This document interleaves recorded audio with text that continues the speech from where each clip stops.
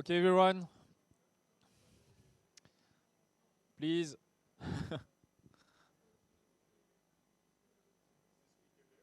Yep.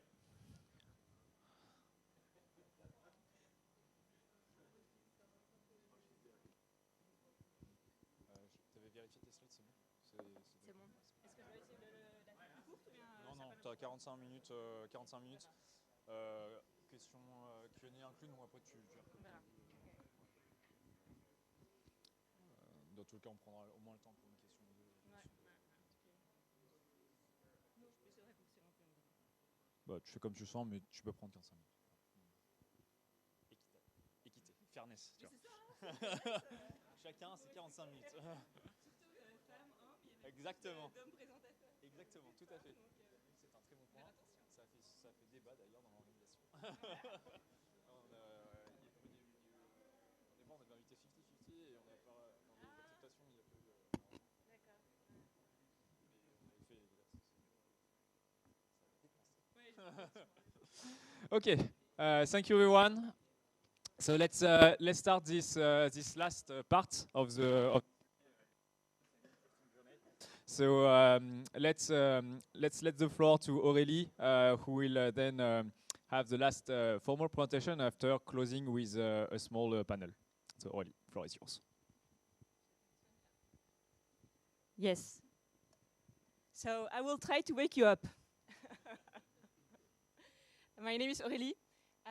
I'm working at the Rotterdam School of Management at Erasmus University, so a little bit of a different kind of speaker, I guess, than what you got so far. I'm not a computer scientist. I have a background in applied economics, and my advisor of my PhD was a statistician, so I actually have been developing through my PhD and afterwards methods from statistics and computer science but applied to marketing problems, so very applied. And in that context, I've been working with companies, trying to solve marketing issues, but also working with charities, for example, where you try to actually optimize fundraising campaigns, right? And I think my presentation is a little bit in that context, and the other one in the sense that the application domain is then more focused on marketing problems. And that's just not different because it's marketing, but it's actually because of the kind of model it implies. And as you will see, if you think about marketing problems very often, and that's going to be the same for insurance, what we try to do is to estimate what you call a conditional average treatment effect, or the lift, as some people would say. Why? Because we actually want to decide which customer should receive a specific intervention, a specific treatment, which could be a marketing offer, which could be a premium, which could be a discount in the case of the insurance. And in order to do that, you need to be able to anticipate how these customers will react to this specific treatment. Right? And that's a very difficult problem. It's a cause and inference problem. We talked a lot about causality today, but now we talk about causality like it's the problem itself, before even talking about fairness, is the causal inference problem. Right? You want to identify the people who are the most responsive to a specific intervention. Right? And that also means the type of data that I'm dealing with is very different than the data that we have been talking about so far. I'm using experimental data, so randomized controlled trials, A/B tests, as companies call them. And this is, working with this data, this is how we try to solve fairness issues in that specific domain, just to set up the stage. What I'm going to do today is to show you we can use a subfield of computer science, which is called active learning, in order to solve fairness problem in the domain of personalized campaign, right, of personalized policies. So this is a paper which is together with my PhD student, Jo Yu. We started a PhD also at the Rotterdam School of Management. And in this paper, we are trying to show through simulations, but also real data set that we got from companies, A/B test data, that we can actually improve the fairness for different protected groups. So I'm going to go through to the method that we develop, and then I'm going to show you through simulation and real data that you can actually really improve the situation for the protected group. In marketing, fairness is also a big concern. Algorithmic fairness is a big concern.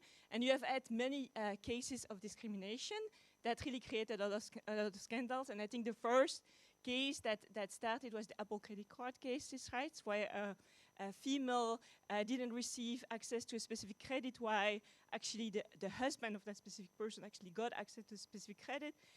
So there was a case of discrimination by gender.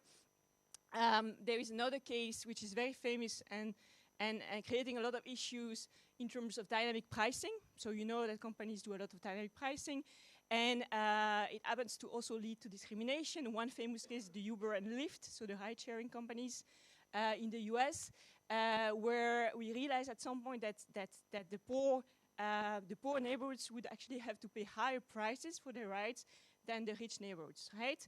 And you might wonder why did that happen? It's because of the surge price algorithm. So what happens actually in these cases is that in the low-income neighborhoods, there would be a higher demand for those rides, but at the same time, a lower supplies for those rides because the drivers would not go there.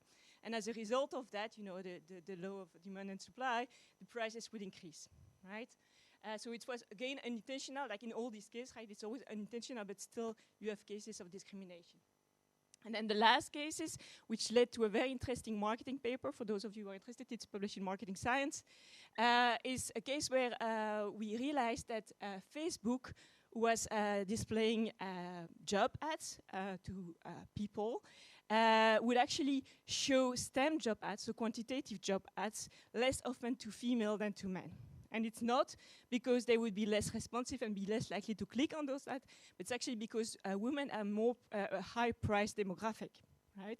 So actually there are a lot of companies who want to advertise to women, and that made the price of targeting women higher than targeting a man. And as a result of that, when companies would want to advertise for STEM jobs, they would actually end up by targeting the men because it was cheaper to do that than targeting the female, right? So again, a very interesting case of discrimination that happens really indirectly, but which is very, very, very interesting. Okay, so a little bit of formalization. So like I said, it's a very different kind of modeling exercise than the one we have seen so far, where we know have randomized control trial data, A/B test data, and we want to actually model the treatment effect, okay, at the individual level. So the data I have are a data set of individuals for which I run a randomized control trial. And for these individuals, I observe specific things. I observe a treatment. So you can think about it as, for example, sending a coupon to some people of showing this STEM job ad to some people and not to others. And so I have a treatment group and a control group, right? And this treatment, that's very important to remember that, it's actually going to make your life very easier, I should say, is to allocate this treatment randomly, right? When you want to analyze this kind of data, when you want to estimate the treatment effect, you want to allocate this treatment randomly, right? Of course, the goal is not to allocate it randomly, right? The goal at the end of the day is to actually target specific group more than others, because you want to personalize the campaign, right? You want to target the most responsive people, but in order to be able to infer this treatment effect, you actually need data from a randomized control trial, okay? So this distinction between the data you use and the data and then the policy you're going to implement based on this data.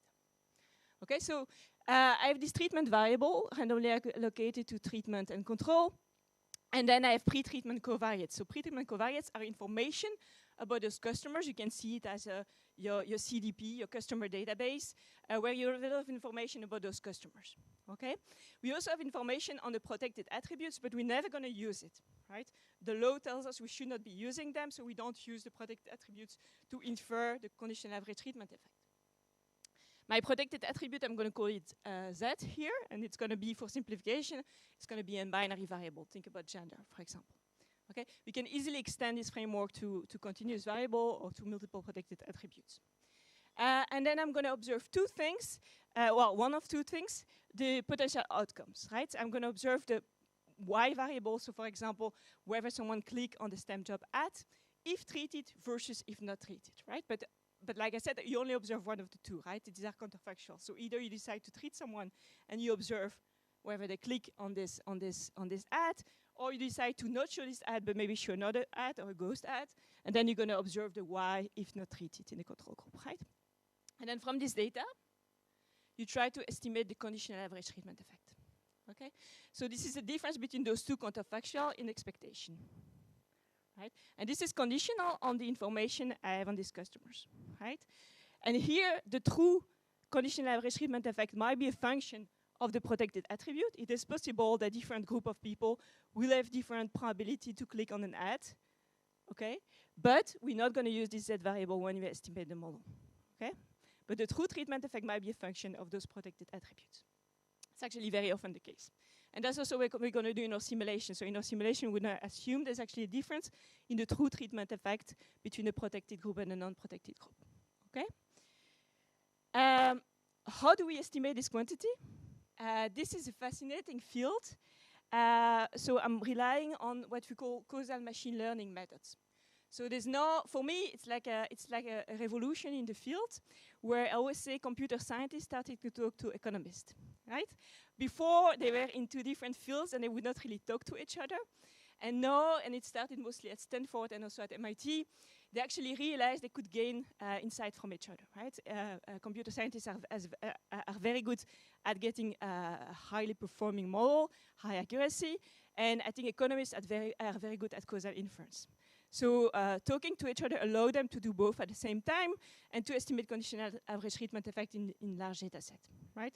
So one of the methods, and the one I've been using here, is the causal forest, which is a method invented by Stefan Wager in 2018.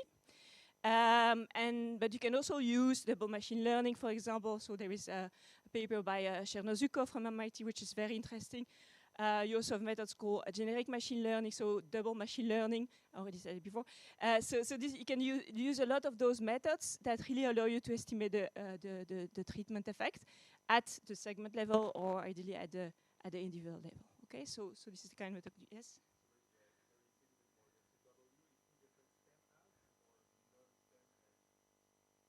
So if you would take the example of the STEM job ad, then you would say that you have a treatment and you have a control. The treatment would be, for example, show you the STEM job ads, and the control would be showing another ad, right? If you're on Facebook, you always need to show an ad to the customers, right? You cannot not show. So then you show a ghost ad, for example, right? And then the outcome would be whether you click on that specific ad. Clear? Good. Okay, so that's where we are. So we try to estimate this quantity.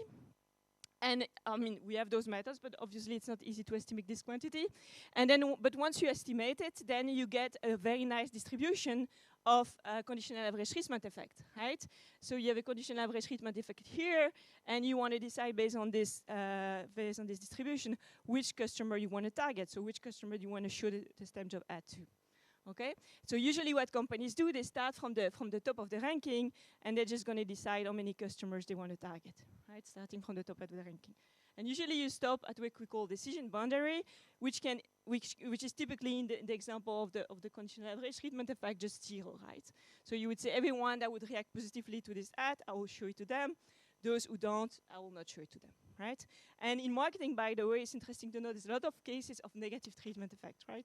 You have a lot of cases where like people don't always like to receive ads. Right? They can have some kind of backfiring mechanism. Sometimes we talk about waking up the sleeping dogs. Also, that's also something that's a known problem in marketing.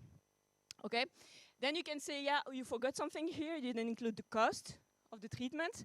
Actually, that's something very easy to do, right? So you can just change your decision boundary here to include the cost of the treatment, right? So you can say my policy is going to be to target everyone who has a treatment effect minus the cost higher than 0, or treatment effect higher than the cost, right? So that's easy to include that here. It's a very flexible function. Okay, so this is my policy, my personalized policy, and basically what I want to do is to estimate what's the best personalized policy for me. Okay, so if we would know the ground truth, right, so if we would know the treatment effect, the optimal policy will be basically to target everyone on the right-hand side of 0 here, okay? The problem is that we, of course, don't know the optimal policy, so we need to estimate the treatment effect, and based on that, decide on the policy, okay? Good. And what people have been doing most of the time in that literature is just to try to maximize the value of this targeting policy such that it will be as close as possible than the value of an optimal policy, right? That's what we usually try to do. But that completely ignores the notion of fairness, right? So now there has been a movement in the field where you realize, it's great to do that, but by doing that, by trying to get close to the optimal policy, you might actually be discriminating some people, okay? And so there was a need for definition of fairness in the domain of personalized policy. Right?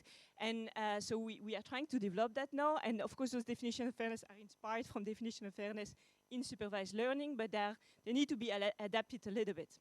Right? Because now we talk about policies and treatment effect, which is very different than those y and y hat variable that we talked about today.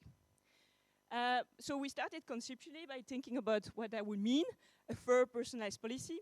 And for that, I have a nice visualization. So think about a database of customers. And just for simplicity, we're going to split them into two groups, men and women. And again, for simplicity, let's assume you have the same number of men and women. Okay? And assume that we know the ground truth. So we know which of these people has a positive treatment effect. Okay? And these are the people that I put here in color, the blue people and the red people. Okay, so those have a positive treatment effect. And the one in gray have a negative treatment effect, right? So an optimal policy, if I would know the ground truth, would say, look, I'm going to target 10 men here, 6 men here, and 2 women there, right? That would be an optimal policy. And now the question is, how do we define whether this policy or any policy is fair, right? So that's a bit different now. And actually, if I want to try to draw a parallel with this idea of statistical parity or independence versus the idea of equal opportunity or separation, I think we can agree that maybe the definition of fairness would look like the one on the picture, where you would say, for example, in this example A, this policy would be fair because it selects 2 men and 2 women, right? That would be an equivalent to statistical parity, okay? Some people might say, well, I don't think this is fair because actually there were more people here with a positive treatment effect than there, so we don't really like this notion of statistical parity. We want to think about something that's closer to separation or equal opportunity, right? And so what can we do then? Then we can inspire ourselves from the notion of equal opportunity in the supervised learning literature and say, look, maybe this policy is fair. Why? Because among all the people that had a positive treatment effect, half of them were selected by the policy. Okay? And also the same here, right? So now we equalize the probability of being selected, conditional on the true treatment effect being positive, right? So I hope you agree that this seems like a good equivalent from the definition of independence and separation in the supervised learning literature. Mathematically, I think you can also rewrite the formulas by saying that independence in terms of a policy would be saying that the policy, as a function of your customer features, would be independent of your protected attribute, right? So now, pay attention, it's not anymore about Y or about Y hat, it's about the assignment decision, right, the personalized policy, right? So is the decision independent of the protected attribute, okay? On the side of separation, now we do the same thing, but we're going to condition on the oracle policy, on the optimal policy, okay? And here comes the problem, because in the causal inference domain, obviously we don't know the oracle policy, right? Because we never observe the true treatment effect. And that's why it becomes interesting now, because now we need to find a way to see how we can actually even measure equal opportunity in that particular domain, right? And that's what the paper is about.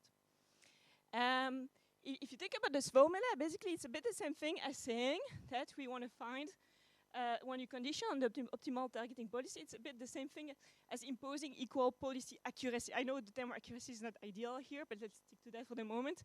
If you would say there is equal policy accuracy, whatever it means, so as close as possible from the optimal policy in both groups, so if you would equalize that, that would mean you reach equal opportunity, right?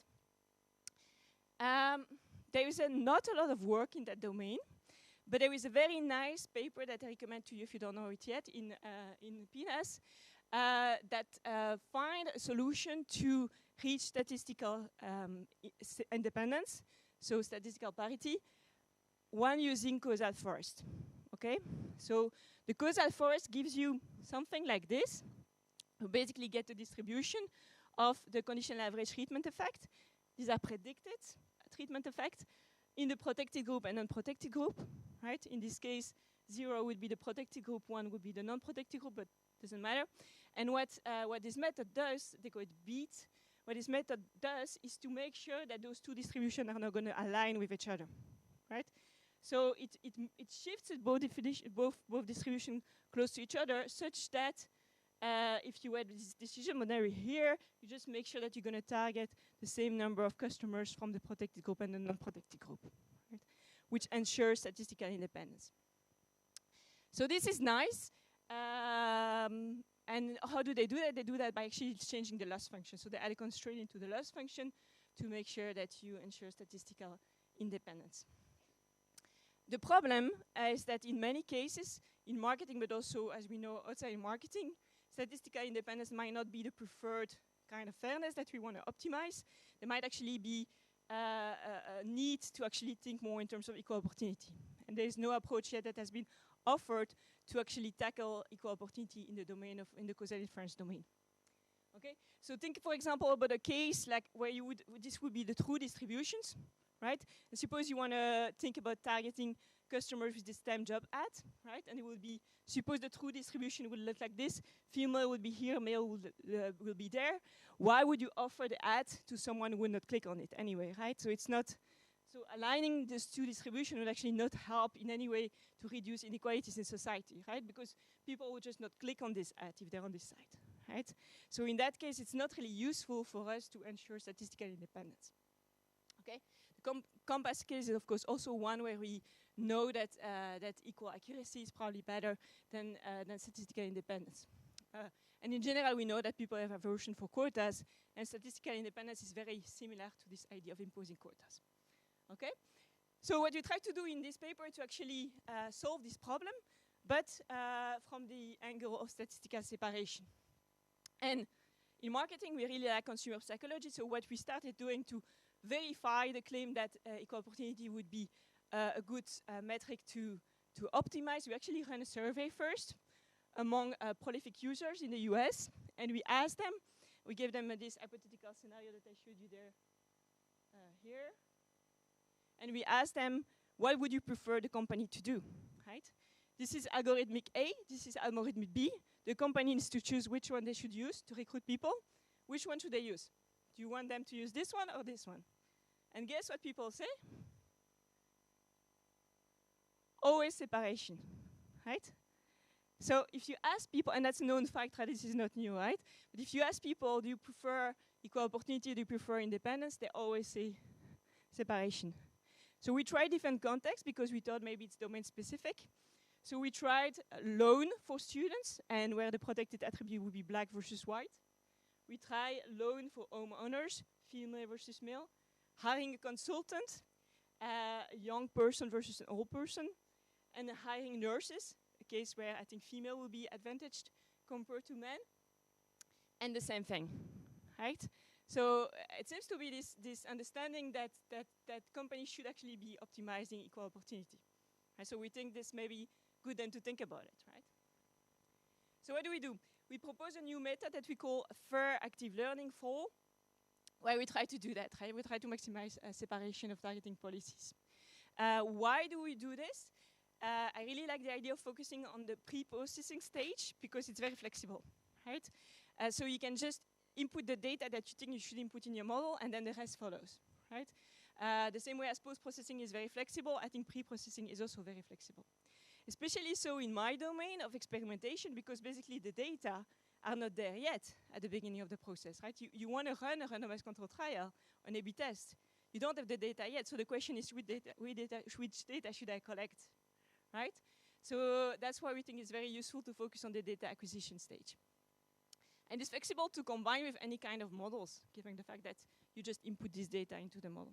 So we also tried a situation where we combine it with beat.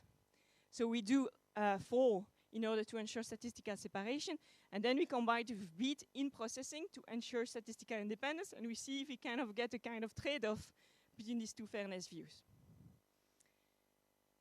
How do we evaluate fairness in terms of equal opportunity? Because I told you we don't know the ground truth, right? So how am I going to be able to test actually whether I'm doing a good job? On simulation, it's easy because we know the ground truth, so that's how we started. But then, yeah, people told us you also need to be able to do that on real data. So what we did, we inspired ourselves from the literature on inverse propensity weight estimators. I don't know if you are familiar with it. I don't have a lot of time to talk about it here. But basically, this is a way to evaluate the value of a policy given a policy that you actually have applied, right?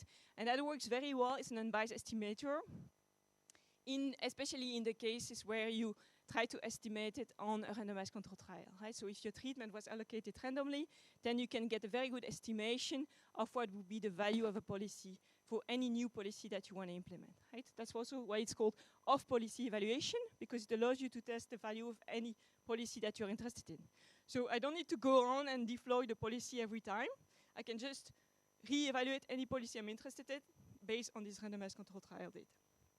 I'll show you a little bit more about this metric in a moment, but this is the idea in a nutshell.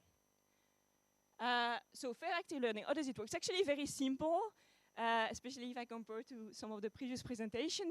So what we try to do here is to modify this typical experimental process, right? So in a typical experiment, basically what you do, you first run your randomized control trial, like we discussed before. You fit your model. So it could be, in my case, it's a causal forest, but you can think of any model that you prefer. Could even be a two-model approach if you want to. And based on this model, you get your prediction of the conditional average treatment effect for every customer in your database, right? Not just for the customers that were part of the experiment, but for everyone in your database, right? Because you have the X variable for those customers. Once you do that, then you can just roll out on the customer database and decide who should receive your treatment and who should not receive your treatment, right? That would be your okay? And normally, this is as simple as that. So what we do now is to modify this a little bit by adding an intermediate stage that we call the active learning stage, right?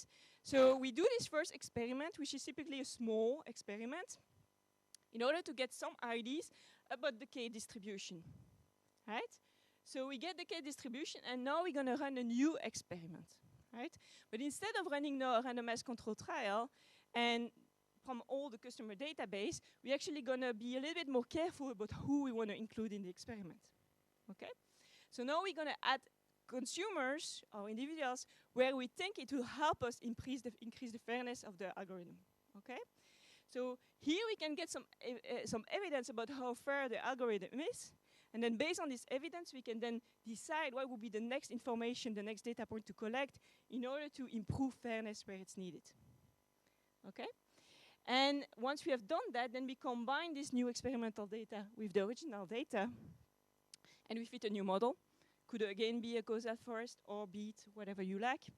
And then you get new predictions, and then you implement your targeting policy. Clear? Great. So the crucial point is here, right? You want to decide which customers you want to include in this new experiment, basically, right? And this choice is driven by what you call the acquisition function. So the acquisition function which tells you which customer to acquire. So this is the contribution of the paper. So which customer do we want to add in the second experiment? And we decide to do two things. First of all, we say we want to include the people for which we think we made a targeting mistake, right? Either people that we would want to target even though we should not have targeted them, either those that we don't want to target even though we should have targeted them, right? I think I said it wrong, but you know what I mean. So both sides, it's like type 1, type 2 error, okay? So this will be the mistargeting case where the fitted, the estimating policy disagree with the true policy, right? The other thing I want to do, because I'm in a fairness context, is to actually do that more often for the people who belong to protected group, right? So for the people in the protected group, I want to make sure that my model doesn't do mistakes, right? I want to make sure that my mistargeting rate is as low as possible, right? You might say, do I want to do that only for the protected group, or do I want to do like a kind of mix? This is a decision that you can make as a company, right? So, and this decision is driven by basically by alpha, which is my fairness penalty, right? So either you, in my case, Z is equal to 0 means a protected group. So if I take a very small alpha, it means I'm going to oversample the protected group. While if I take alpha 0.5, it means I'm going to equally sample the protected group and the non-protected group, right? So then I'm not really trying to improve fairness, right? I'm just trying to improve the targeting accuracy, okay? So I need to choose alpha, and as you will see in the simulation, we vary alpha from 0 to 0.5, and we see what impacts it has on the performance of the method. Okay, so we combine these two objectives, the mistargeting cases and the fairness penalty, and then we obtain this acquisition loss function. You're going to tell me you forgot something. What did I forget? Well, again, I don't know the optimal targeting policy, right? So this was too simple to be true, right? But we are lucky here. Why? Because we're using causal forest. And basically what the causal forest does is to estimate a bunch of trees, right? So it's like a forest of trees.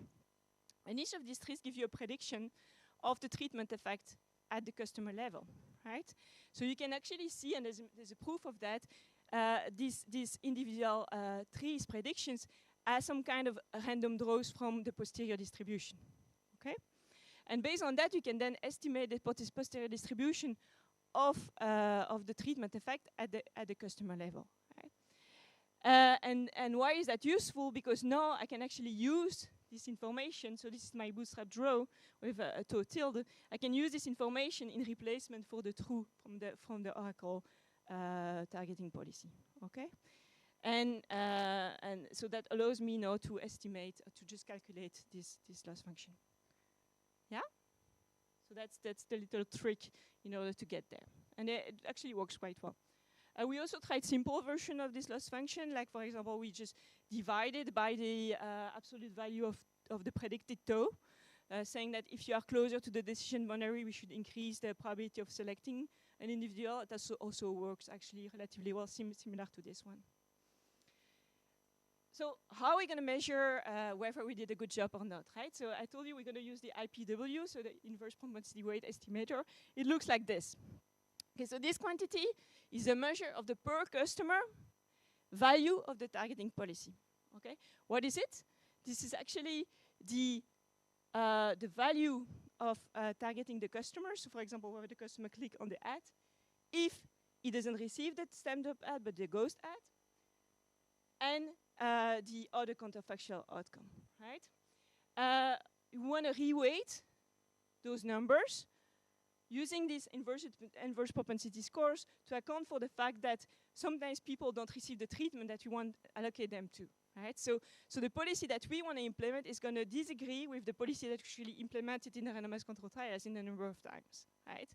And we can only select the cases here where there was an agreement between the policy that we want to test and the policy that we implemented, right? So we lose a lot of data, which, by the way, makes this estimator a kind of a high variance estimator, so that's a bit of a problem, but that is unbiased. But so to correct for the fact that sometimes an individual is going to be observed or not, we need to reweight by those propensity scores, okay? And then what we're going to do, so that's the second contribution, is we're going to split this estimator per group. So we're going to estimate it once for the protected group and once for the non-protected group. Yeah, let me skip that. And then basically we're going to check the extent to which this per customer value is going to be the same one in the protected group and the non-protected group, right? That would be a case where you say, okay, there is equal accuracy, there is equal opportunity between the protected group and the non-protected group, okay? So we want to equalize this quantity. So in the rest of the presentation, I'm going to show you result when I show you on one of the axes this value for the protected group and on the other axe for the non-protected group, and then the diagonal is going to be this fair frontier, if you want, right? The case where you actually get the same per customer value in the two groups, right? So the idea is to get as close as possible to this diagonal. Okay? Simulation studies. So we tried a lot of different scenarios, and we're still working on that. At the moment, we have 7. Together with Jorik, we're actually developing new ones now, where we include multiple protected attributes. But I think they fairly represent situation of unfairness that we found in real life.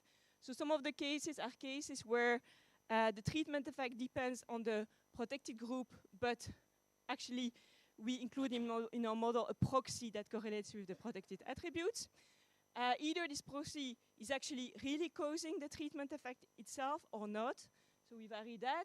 We also vary the extent to which the protected group is actually a minority group, right? Because we always think that there is more discrimination if the protected group is a minority group. It doesn't need to be the case. First cases, it was a 50-50 representation, and despite that, there was still discrimination against the protected group. But here we investigate the case where the protected group was undersampled. And then we also add more complicated scenarios. For example, the last one is interesting. We had heteroscedasticity in the treatment effect in one group. So we say there is an unobserved variables that cause a treatment effect, but only for the protected group, making the task of the model much harder for the protected group than for the other one. Okay? And this is the result. The color indicates the model that we use, either causal forest or beat. So this is the version that tries to improve statistical independence from the PNAS paper. And then the extent lighter indicates whether we change the fairness penalty. Okay, so a lighter color means a higher focus on the protected group. Okay, so we increase the penalty. We try to make a job as good as possible for the protected group. Okay, and like I announced earlier, we try to be as close as possible from this fair policy line, right? So here we have the value for the unprotected group, and here for the protected group, and the higher the better. And what you see is that the algorithm, the full algorithm, is nicely getting those dots closer to the diagonal. Okay, so we are quite happy with those results. And you really see the influence also of changing alpha, right? Actually, sometimes alpha will push you on the other side of the boundary, right? For example, in this case, actually you should be careful not to increase alpha too much, otherwise you start penalizing the other group more. Right? So you need to tune alpha based on your data context. Yeah? So this is nice and works very well in simulation. Another question is, can we also make it work in real life on real A/B test data? And we did. So we basically got data from an energy company in the Netherlands, where some customers would receive a price discount and others didn't receive the price discount. And we had two protected attributes which we analyzed for the moment separately. One is the income, and the other one is the gender. And so this is the results for the income. And so here we have the low income, here the high income customers. Again, you want to maximize the value of the campaign, but you want to make sure you get as close as possible to the middle. And you can see that the algorithm, the fair active learning algorithm, managed to get those dots closer to diagonal. Not as good as for the simulation, but obviously these data are more noisy, so that's normal. But I think they do quite a decent job in getting us closer to the fair policy line. Okay. One very interesting case, and I cannot explain it yet, is the case of gender, where actually it's not a zero-sum game. So actually here, improving the situation for one group also improve the situation in the other group, right? Which I think is very interesting. So I want to try to understand better why that's the case, but this is actually a very nice outcome, right? And that's it. So I hope you found this as fascinating as I do, in the sense that I think this causal inference problem is very difficult to solve, but it seems that there is maybe a way out here to also improve the value of personalized policies, but also the level of fairness of those policies. I think doing the fairness, trying to improve fairness in the pre-modeling stage, in the pre-processing stage, has a lot of potential in this domain, but also in other domains. And the nice thing is that now we can think about ways to change this acquisition function to also deal with more protected attributes and other kind of continuous outcome, for example. So I think there's a lot of potential there in the future. Thank you very much for your attention. Thank you. Thank you very much, Shirley. Any question? Many. I will try to.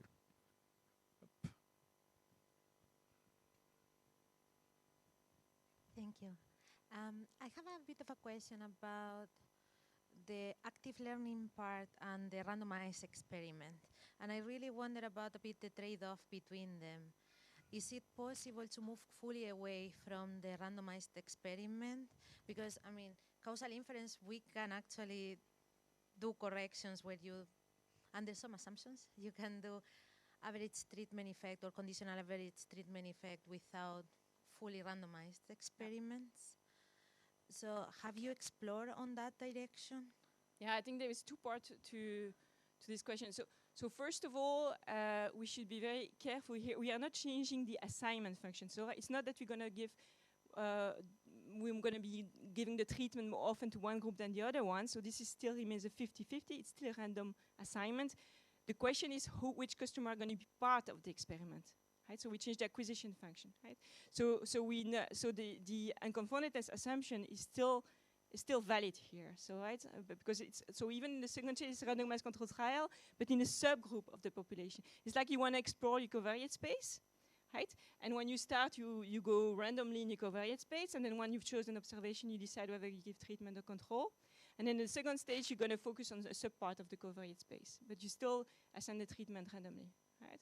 Now the question is, could we get rid of the first stage? We need some of it because it will drive the acquisition function, right? So we need to input the value. We need to have some prediction of the Kate in the acquisition function. So we need to have some value for that first. So we need the first stage.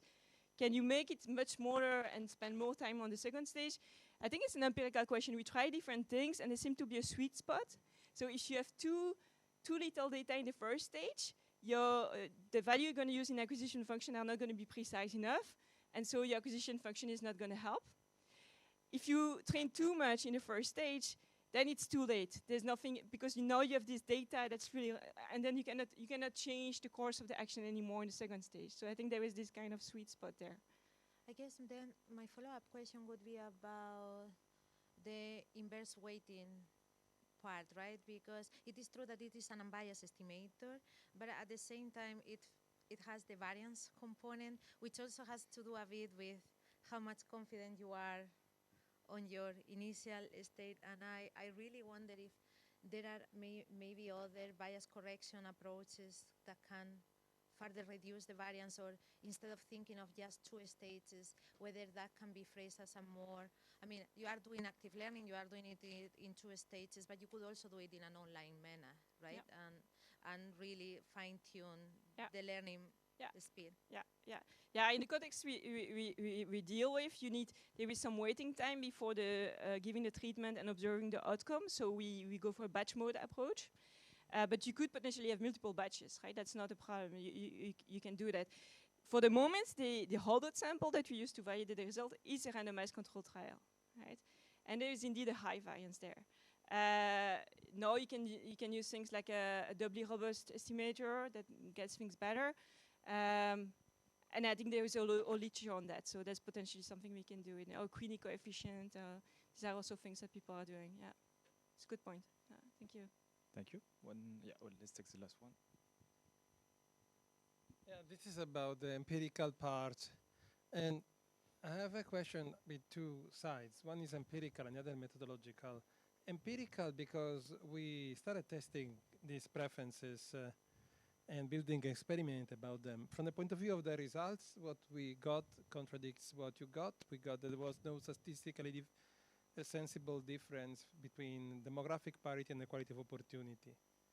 The second point is methodological. We struggled for a few years in order to deal with the question, how are we avoiding framing bias? And so we ended up basically using a complex behavioral economics approach. So I didn't have time to fully read how you described to subjects the equality of opportunity, but I'm a bit wondering whether you thought about this problem, that basically the output is reflecting the language you use, strongly connotative, value-laden language you may have used, which may have just conveyed people the idea that equality of opportunity is a better one. Yeah, so we didn't use any kind of language, right? We just show this visualization there that I showed you, right? The 10 men and female and colored, and we try to explain it as neutrally as possible, but also as self-explanatory as possible. And then we just ask the respondent to choose which algorithm they would prefer.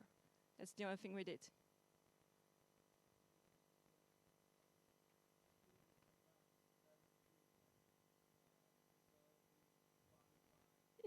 We said, so you cannot say treatment effect because they would not understand, so we talk about qualified. We said from qualified, so the colored one were the qualified candidates. Yeah. True. But there has been more studies. There also have been an Ipsos study in 2024 across many different countries, and very often the people go for this idea of merit setting and effort over the other one. But we can talk about it offline. Thank you very much. Thank you again. Thank you. Thank you. Oh, so, John, I don't know if it's still valid, but in case, it's still valid. So, in case it generates some aspiration for any future PhD student, do not hesitate. All right, so we are going to start then the last session. So,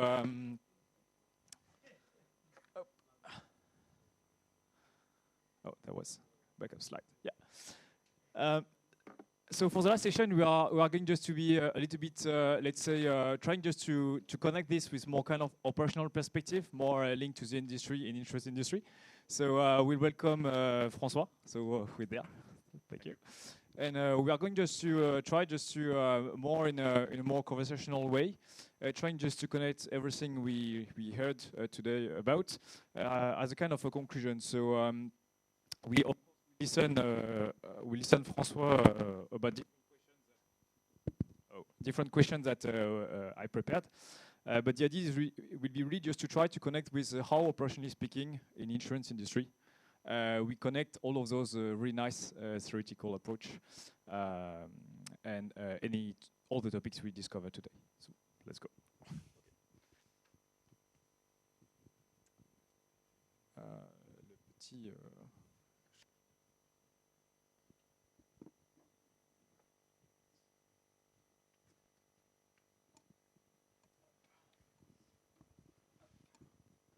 So of course, we'll talk about fairness, as you could imagine.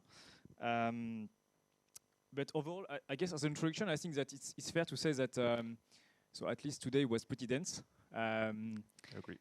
I had the feeling that the more I learn about fairness topic, at least as far as I'm concerned, and the more I have the feeling that I know nothing, to be honest.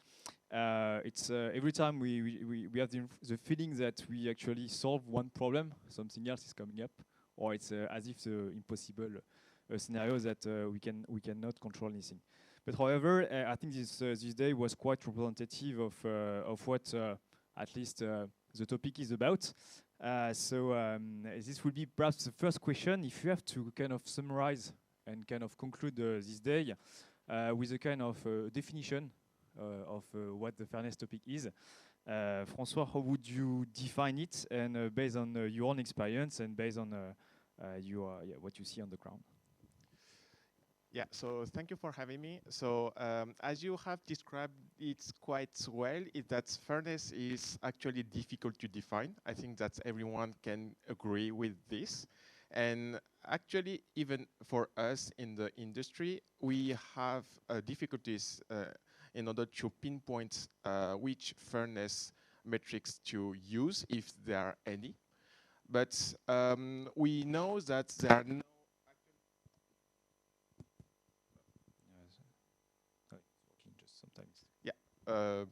it's working well. Okay, so we know that there is no one fit for all fairness metrics, and as we can see during today's presentation, we have seen some group fairness, individual fairness, and causal fairness. So it's quite difficult for us to define it as well.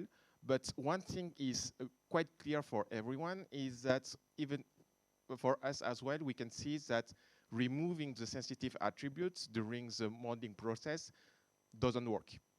You might have eliminated the direct discrimination, but there are a whole bunch about indirect discrimination where the sensitive attribute is correlated to the individual features that are used in machine learning models that are clearly here.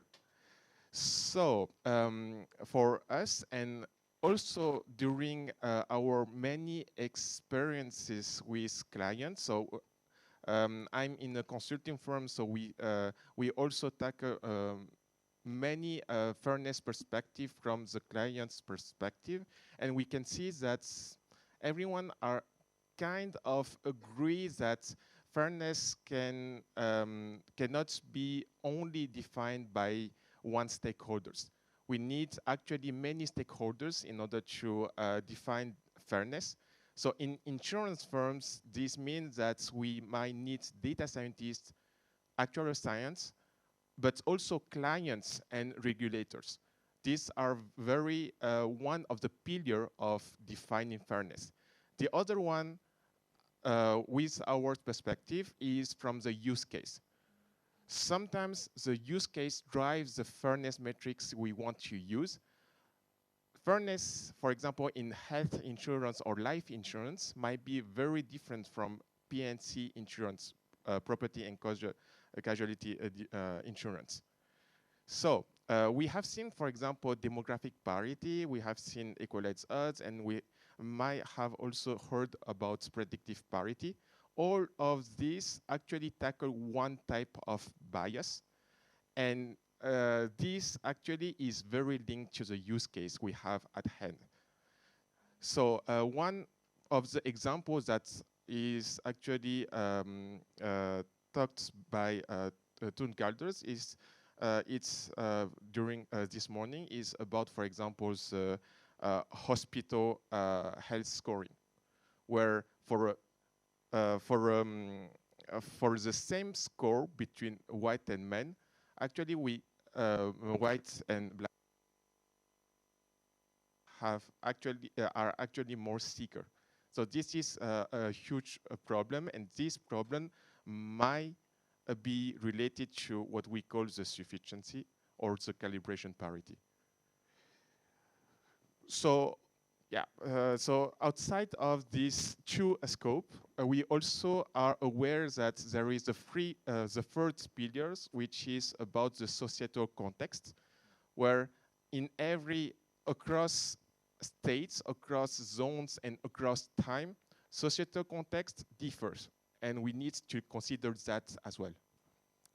Thank you very much, and I can only confirm, at least confirm our own experience, because it's quite difficult actually to navigate, especially when you have also different legal regulations. So as you might know, so SCOR, we are international, and we have to comply sometimes with regulation in the US, focusing a lot on proxy discrimination. We have also, as you mentioned, regulation bias might, even for a given country market, depending on the product and depending on the type of business we're running, it can change. So it's quite difficult to navigate. We have only few experiences on that part, but perhaps you can give us more example on in practice, perhaps how you mentioned hospital, but do you have any specific more concrete example in the insurance industry of how the topic of fairness with the proxy we make from fairness, because it's almost impossible to define it with one definition. In the industry, do you have any example? Yeah, so one of the example is one also mentioned earlier and also mentioned by Toon Calders. The other one is much more about fraud detection, for example. In France, we have what we call the CAF, the Caisse d'allocation familiale, which is actually the family allowance fund that is given to families, and we have seen that scoring in this process is very related to the handicap situation, and this is actually not allowed in France, and this also raises a reputation risk. And this seems, for our viewpoints, quite related to some group fairness metrics like independence, but this is also something that we need to be careful of. And of course, in insurance, we have also many processes around claim management. And one example in the US is for the US State Farm, where they actually have a scoring system where the time delay is different from black people and white people. And this is actually a very huge problem, since this is something that is related to something that is not new in insurance and in finance. It's about redlining, since they actually have their modeling process around some geographical zones, which is in the US, in some states, prohibited since 1960. which makes also some kind of transition because so you mentioned use cases in the US. I was mentioning that from even this topic, getting some inspiration about the different culture also is helping to have more clarity also in this definition. Perhaps it might be worse because I'm not sure it has been studied during those presentation, but perhaps it could be worse just to have some certain kind of overview of how different regulation actually are guiding on this topic, because at the end of the day, practically speaking, in insurance company, we do tackle those topics because we are kind of forced to do it. Let's be fair. Even if it was mentioned, statistically speaking, we have no intention to discriminate when we are actuaries or when we do modeling. But however, those additional layers of control make us sure that we are doing the right stuff. So can you perhaps tell a little bit more about the differences in terms of those definitions and how perhaps you took them in your daily applications or within the use cases?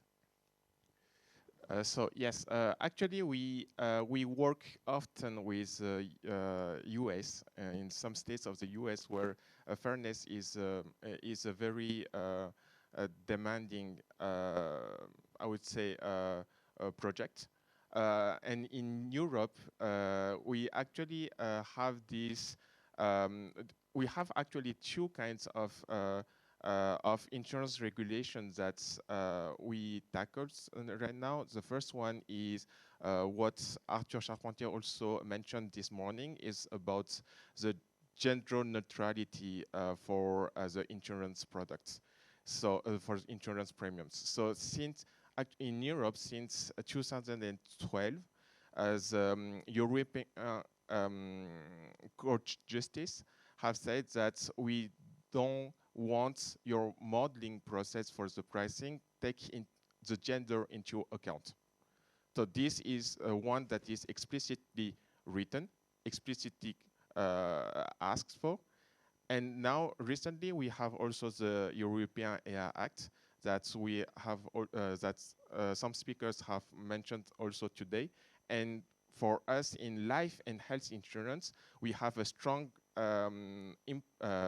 the European Act has a strong impact on us since they demand also some bias diagnosis and also remediation. Although this is actually quite flexible enough for the company to consider what that means exactly. So also maybe some words about states as well. I think that you also have heard about the Colorado regulation, about the regulation which they called it the 1011 regulation, where they explicitly pinpoint for the life insurers that they cannot use race as one of the feature, but they can use a proxy with zip codes and some surname in order to generate synthetic variable for diagnosis. Actually, it also has some details guideline in order to check if the model used in for life insurance are fair or not. And this actually helps a lot, but these are just guideline, proposed guideline, and there are no really hard enforcement right now in Colorado. The same thing in New York City as well, but there is a small difference with the Colorado is that there are actually no guidelines. And of course, so this is an evolving field, since there are also many regulations that are coming up right now. We can think of, for example, the South Korea Air Act, which is quite close to the European Air Act, that will be coming up in 2026. And for the Illinois as well, we have the Illinois states that's also propose anti-discrimination law that is coming up in 2026. Okay, so thank you for this. At least this overview, it's quite helpful. So regulation, Okay, and then so you mentioned also guidelines, which I think it's worth us to have a look at. And so in practice, if you have any advices, so we got some kind of questions like which were around. Okay, we have many tools. We saw many tools today in our daily life because this is a materiality of the ground. As an insurance company or reinsurance company, our daily steps are decision-making process. It was mentioned by Isabel. We have this notion, we receive data, but they have been selected because we are insurance, so we are making selection historically speaking. This is the data we have. And on the top now, we are asked just to make sure that we minimize any kind of bias or we are dealing with this fairness. In addition to all the, I would say, the common sense and best practices that we are used to. So if you need to provide a kind of synthetic what we can do, as players, how would you phrase it? So so that's a very good question since actually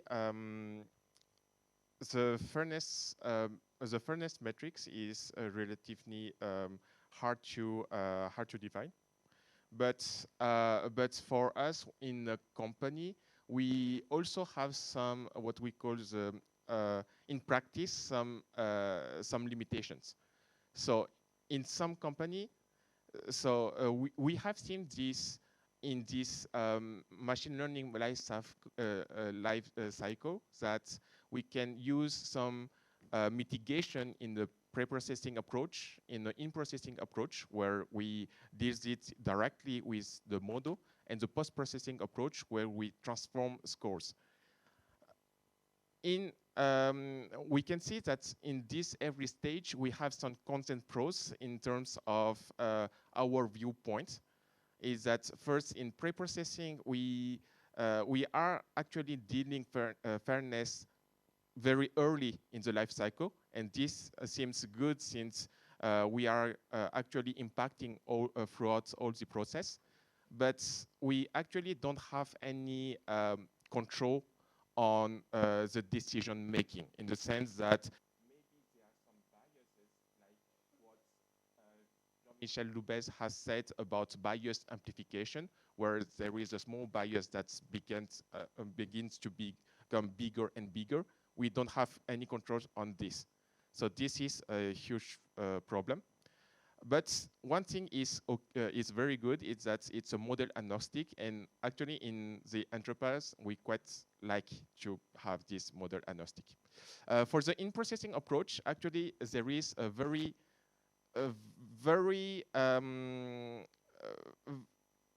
strict use case in P&C insurance for now in France and Europe, is that we always use actually GLM in our pricing.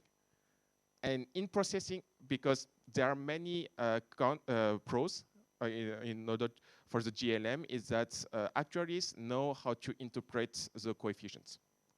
And having an in-processing approach in order to take into account fairness is really good in our point of view, since we are still in the GLM class.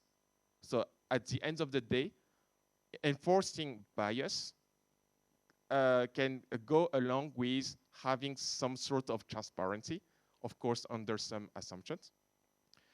But we have cons abroad with respect to we need to touch model. And in company, actually, the model might be something strict where we cannot touch it, we cannot build the model from scratch. And of course, we have scoring, where this is good, it is usually fast. And we actually have a huge control on the predictive performance and also on unfairness measures. But we are in a black box system, usually, where if the model is a black box model, then the score after post-processing is even more black box. Okay, so it just confirmed my introduction point, the fact that we have many things available, many stuff we can do. without any plays on words. So is it fair to say that we should basically, as players in the industry, in the insurance industry, basically combine those steps? Is there any kind of perfect recipe, at least, or something that is the best mitigation we could do? I think it's really hard to pinpoint the best mitigation approach. As I've said here, every aspect has its content pros from from a practitioner perspective, but even in theoretical perspective, it might be the case. And so it's hard to pinpoint, but if we want to talk more about fairness metrics, pinpointing it, of course, like I've said before and like highlighted by many speakers, is complicated. But we still have some companies that want to focus on one fairness metrics and having this unfairness right away, which is one of the scenarios that we have at hand. The other scenario is that we know that fairness comes along with many unfairness measures. So maybe we want to tackle all of these unfairness measures. Of course, there is the impossibility theorems that is prohibiting having actually exact fairness in every metrics. But we can still have some sort of threshold where we want every fairness metrics to be below of this threshold, which seems a good approach that is very welcomed actually in some companies. That's good to know. I still think that there's also still work to do, at least to create some awareness, I think, on those metrics. There are so many things happening on different topics. But at least, yeah, as you said, it sets some kind of direction to set some mitigation, as imperfect as they could be. So still be on the practical stuff. So okay, there are metrics. As I said, there are data. Are there any kind of practical libraries, basically, to go deep into, okay, now I have my data, I'm an actuary, I'm a data scientist, I want then to compute those three metrics so I can report to either any kind of AI governance to make sure we monitor correctly this. So any recommendation in terms of libraries, kind of overview we could get inspiration from? So one of the questions, if I remember correctly, during the day, one of the questions to Evgeny is, do we have any package on it? So this is actually a very huge question in companies, since we also want to rely on something that exists in open source.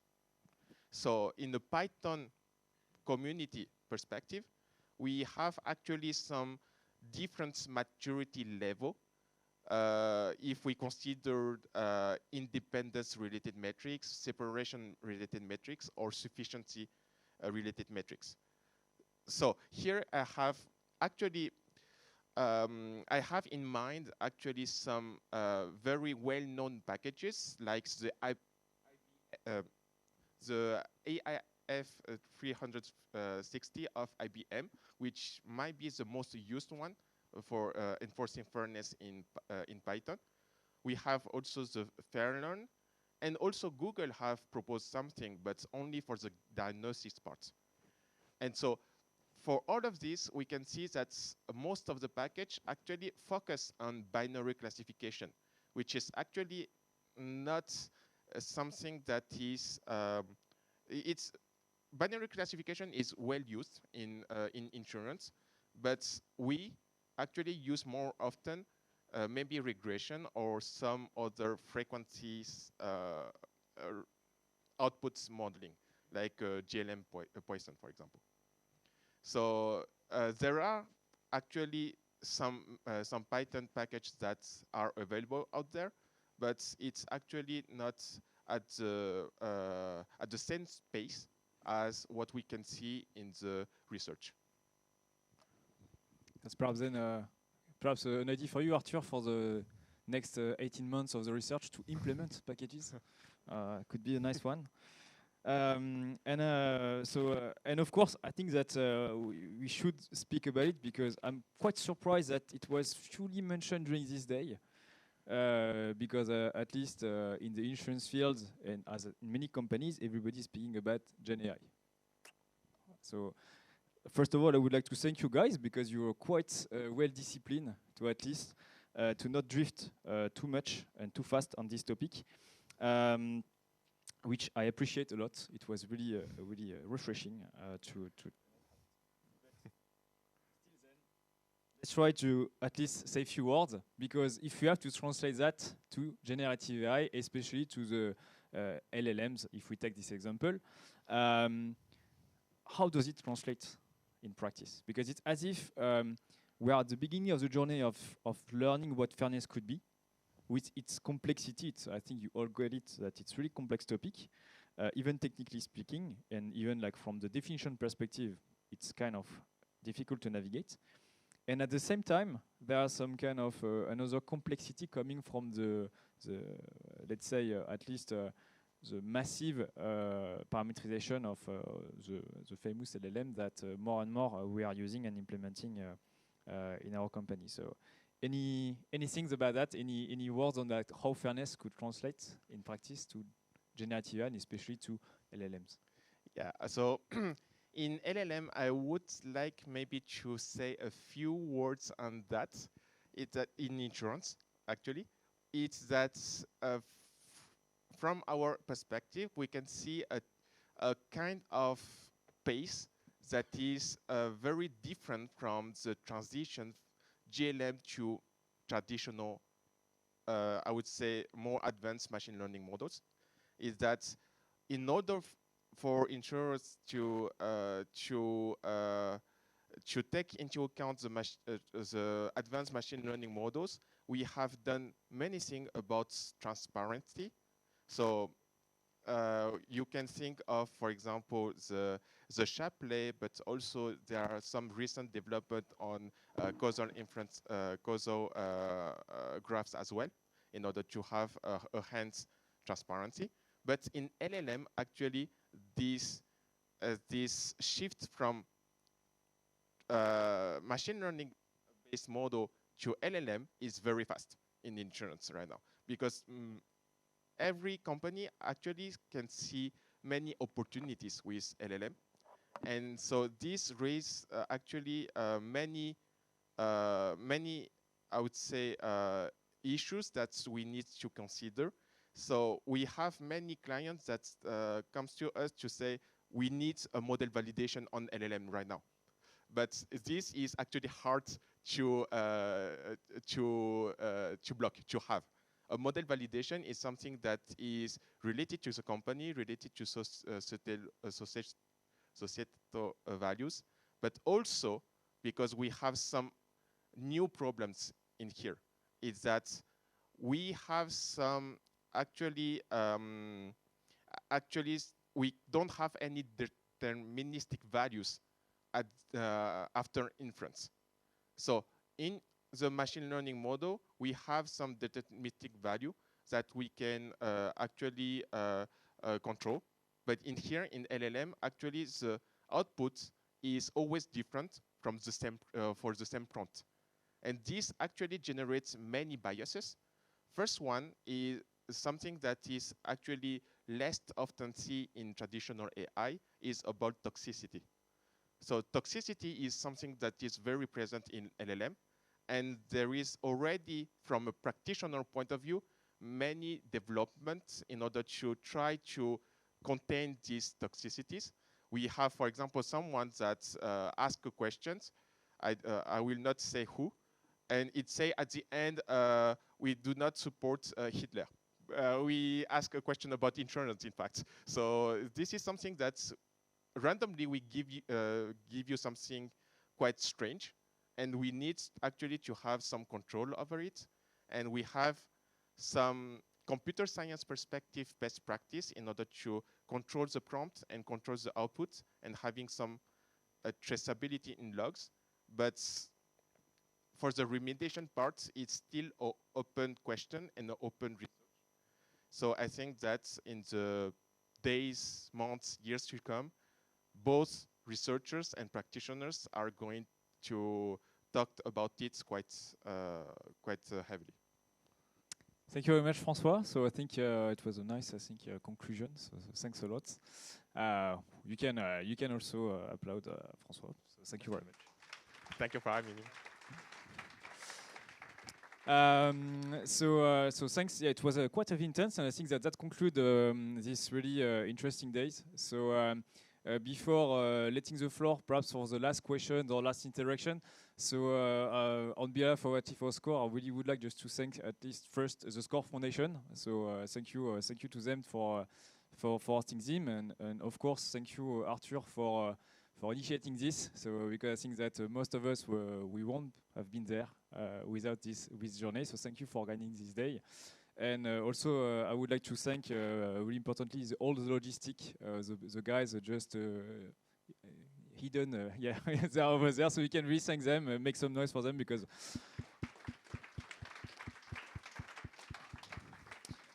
this setup, this open space, actually is the first time we are using it at SCOR, so just so that you know, so really appreciate it, and I hope you really enjoy. I don't know if, Arthur, you want to say some closing words? No? No? Okay, you're all exhausted by this day. Any last question? Any last comments? No, you're all tired as well. It was really nice day, really diverse. So thanks a lot. I think I hope that you appreciated as much as I did the lineup. Really different topics, but it was really nice to see actually the different materiality of the topic. Yes, there was some technical topic, but it's important to highlight that we need those technical foundations to be able to address perhaps some more operational stuff. So it's really, I think it's really key that during those days we highlight this, and I think it's also one of the motivation of the foundation to promote such scientific development. It doesn't need to be always GenAI, always LLM, or always really practical stuff. We need those things to take the time to also understand the complexity of the topics that we are tackling. So thank you very much. I hope that perhaps it will create another opportunity to perhaps meet, I don't know when, but meet another day and having such a day. So thank you very much.